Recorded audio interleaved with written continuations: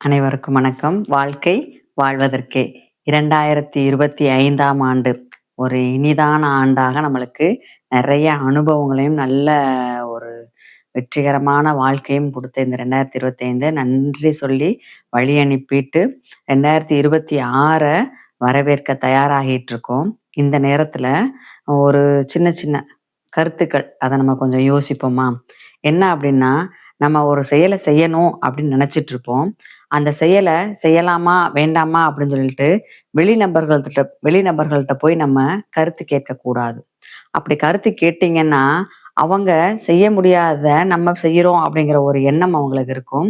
2வது, நம்ம செய்யக்கூடிய பாசிபிலிட்டீஸ் என்னென்ன இருக்குன்னு நமக்கு மட்டும் தான் தெரியும். வெளியில இருந்து பார்க்கக்கூடிய அவர்களுக்கு தெரியாது.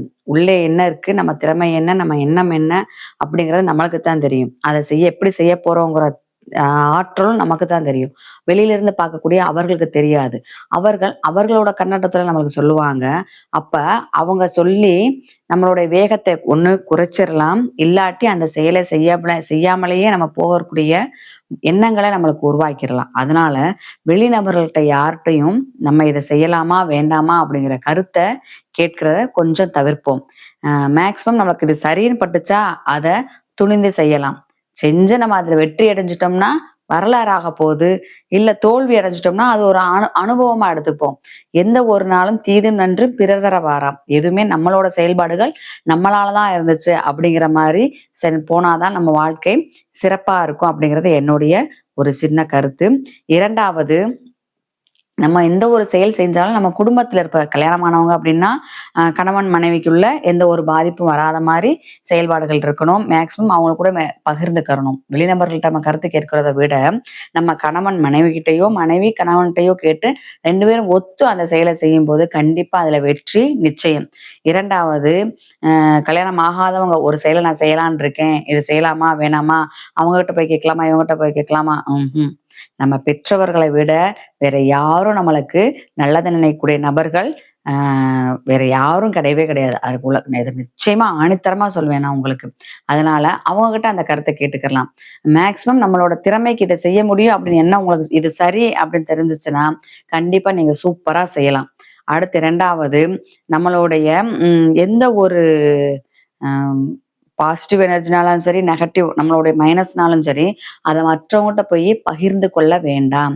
நம்மை பொறுத்துதான் அது ஒரு பெரிய விஷயமா இருக்கும். ஆனா அதை கேட்கிறவங்களுக்கு அது ஒரு சம்பவம் அல்லது ஒரு அந்நேரத்துக்கு அவங்களுடைய டைம் பாசிங் மெசேஜா மட்டும்தான் அவங்களுக்கு இருக்குமே ஒழிய அதுக்கு ஒரு தீர்வு நிலையான தீர்வு அவங்க சொல்ல போறது கிடையாது. அது மட்டும் இல்லாம அந்த நம்மளுடைய விஷயங்களை அவங்க தெரிஞ்சுக்கிட்டு மற்ற நேரத்துல அதை பயன்படுத்தக்கூடிய வாய்ப்புகள் இருக்கு.